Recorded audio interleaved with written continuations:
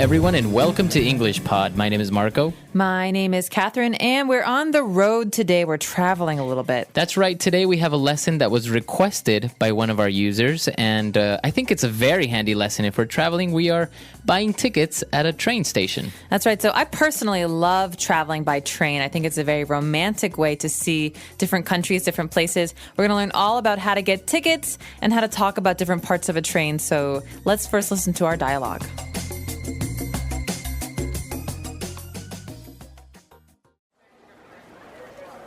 Hi, I would like to purchase a one-way ticket to Brussels, please. Certainly, sir. This is our train schedule. We have an express train departing every morning and an overnight train that departs at 9 p.m. How long does it take to get there? About 12 hours. We currently have tickets available only for first class on the express train. If you'd like, you can choose a sleeper on the overnight train, which is a bit less expensive. Yeah, I think that's the best option. Do you serve food on a train? 12 hours is such a long time. Yes, of course. There is a dining car towards the end of the train where they serve meals at all times.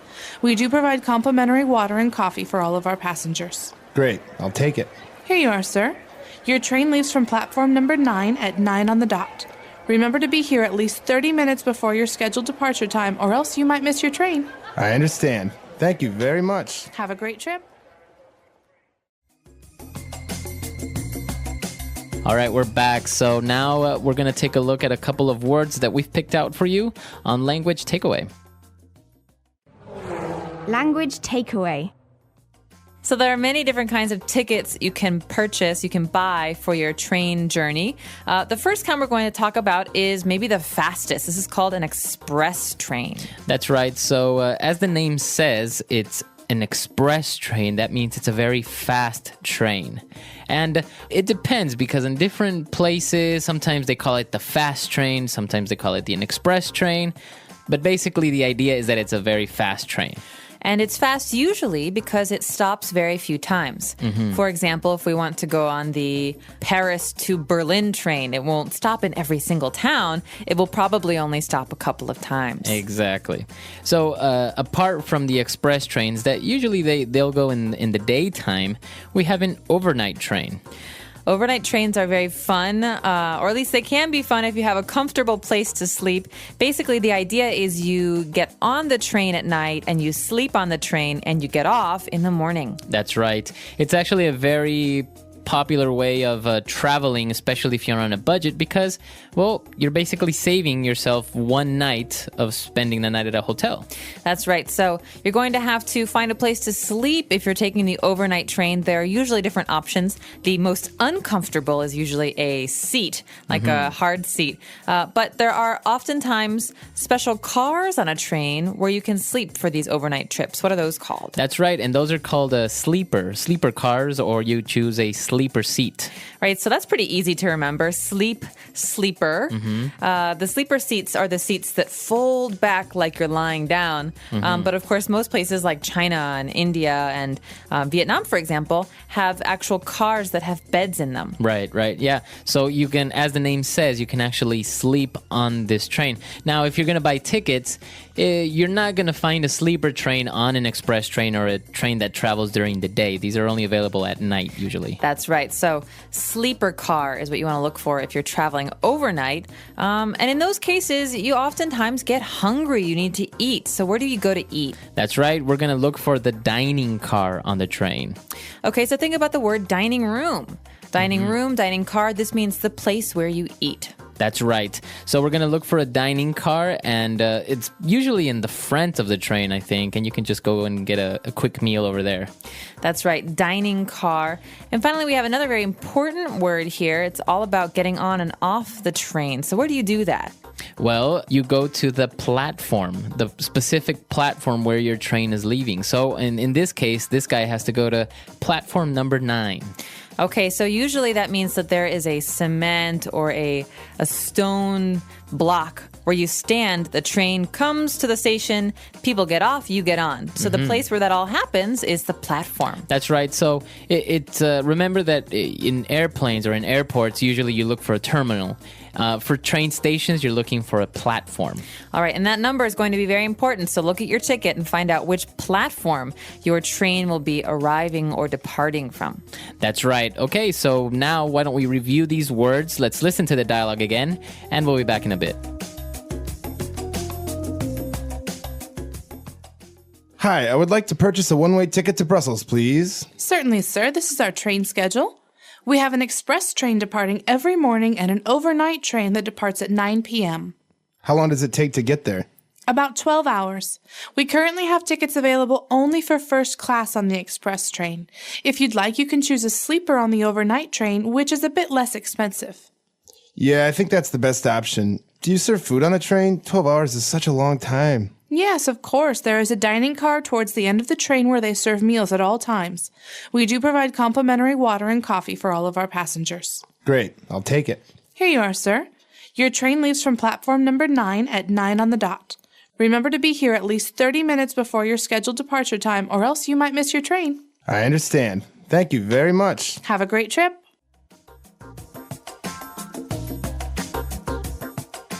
Okay, so we've got some really great phrases today on Fluency Builder. Not that many of them, but they're very useful. The first one is a kind of ticket you can buy. That's right. We're looking for a one-way ticket to Brussels.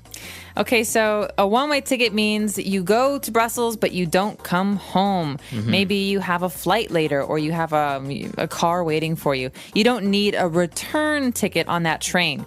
One-way ticket is the opposite of a round-trip ticket. That's right. So usually, for example, if you live in New York and you're going on vacation, you're going to buy a round-trip ticket because you need to go back to your city. But in this case, we're getting a one-way ticket, so we're just buying a ticket that'll only take us there. It's not going to bring us back. Okay, one-way ticket. And after that, we have a good question. This is something we can ask in many, many different situations. Here, the person buying the ticket wants to know, how long does it take to get there? He's talking about Brussels. That's right. So let's take a look at this structure. We can say, how long does it take to... And then we can add another verb there. So, for example, we want to know the amount of time it is going to require. For example, here we are asking, how long does it take to get there? In this case, to Brussels. We are asking how much time is needed to go to Brussels. But what if we change the last part? Well, there's anything. We could say anything here. We could say, how long does it take to bake a pizza? Or, for example... Marco, how long does it take for you to do your hair in the morning? Like 20 seconds. Okay, not very long. Not very long. You could even change the name of the place you're going to. So how long does it take to get to Beijing? Exactly. So just remember this structure when you want to ask the amount of time needed. Of course, there are other ways, and sometimes it's very common to make a little bit of mistake saying, how much time to Beijing or something like this. Or how many hours. We don't really say that in English. We say how much time. So how much time does it take? All right. And what about when the person that's selling the ticket said, okay, the train leaves from platform number 9 at 9 on the dot.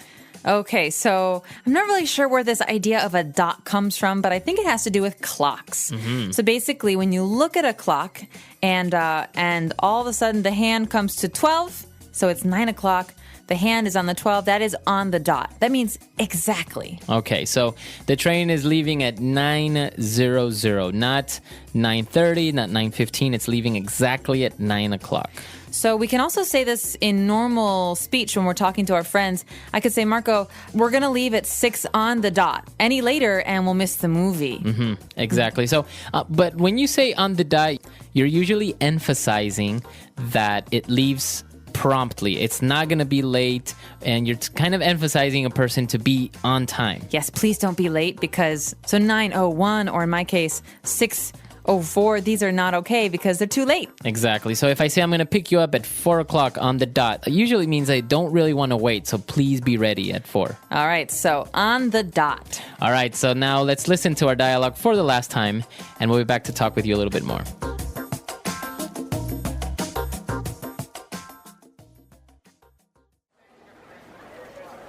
Hi, I would like to purchase a one-way ticket to Brussels, please. Certainly, sir. This is our train schedule.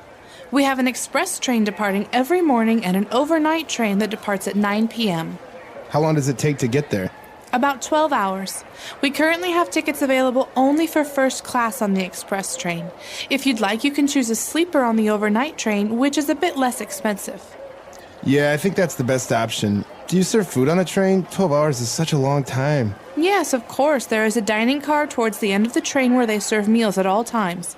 We do provide complimentary water and coffee for all of our passengers. Great, I'll take it. Here you are, sir. Your train leaves from platform number 9 at 9 on the dot. Remember to be here at least 30 minutes before your scheduled departure time, or else you might miss your train. I understand. Thank you very much. Have a great trip.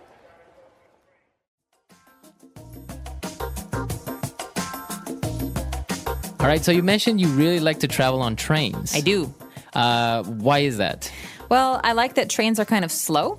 So when many trains are slow. Some trains, as we said, like express trains are faster.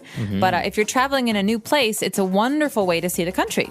Because maybe you're going from one city to another city. Well, it's nice to see what's in between cities. Exactly. And so that's why I like to be on trains. I actually also really enjoy taking the overnight trains because I sometimes get a little bit uncomfortable if I travel for too long, for example, on an airplane or a car. So if I fall asleep and I wake up where I wanted to go, it's really nice. Well, and I think it's nice also to be kind of rolled asleep, lulled asleep Exactly. by the train. Have you had any very memorable train experiences? Traveling around, I have met some interesting people, and actually they, local people, so they start talking to you and really curious because obviously you're a foreigner in their country and try to get to know you and maybe even give you a little bit of advice. And if you don't speak the language, it's even a little bit more interesting because you're trying to communicate and you pick up a lot of words.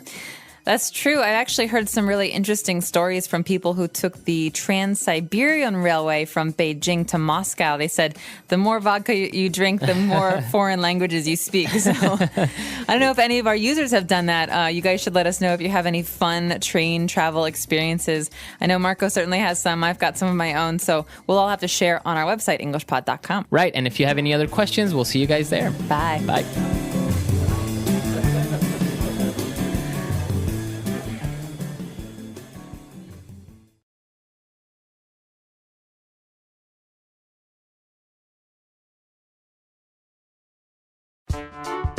The English Pod Audio Review. Listen to the meaning, then say the vocabulary word. A ticket that allows you only to go to a certain place. One-way ticket. To leave, start a voyage. Depart. A flat elevated portion of ground. Platform. On time, precisely at a certain time. On the dot. Planned at a specific time to leave. Scheduled departure time. Let's try that faster. To leave, start a voyage. Depart. Planned at a specific time to leave. Scheduled departure time. A flat elevated portion of ground. Platform. A ticket that allows you only to go to a certain place. One-way ticket. On time, precisely at a certain time. On the dot. Now say the word and hear it in a sentence. One-way ticket.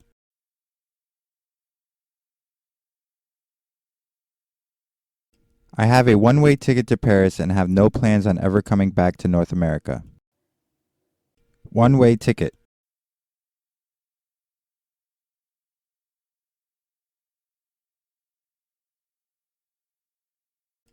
My friend bought a one-way ticket to the middle of China and then managed to travel around for a month on the generosity of the people he met. One-way ticket.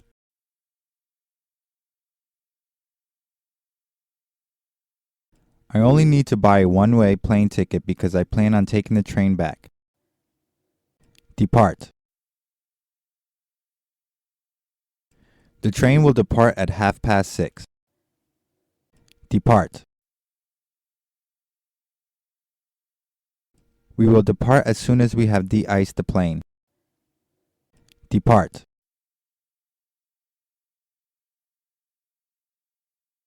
The bus will be departing again in 10 minutes, so use the washroom quickly. Platform.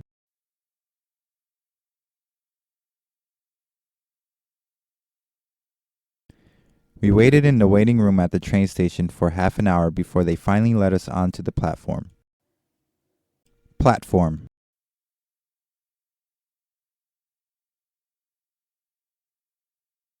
I only had 3 minutes until the train would leave, so I ran down the platform as fast as I could. Platform. The Hogwarts Express leaves from platform 9 3/4. On the dot. They left at 10 p.m. on the dot. On the dot. She arrived at 7:05 on the dot. On the dot.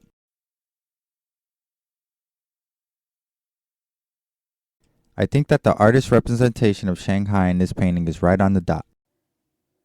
Scheduled departure time. The scheduled departure time for your plane is 1:45. Scheduled departure time. The plane has been delayed 1 hour from the scheduled departure time. Scheduled departure time.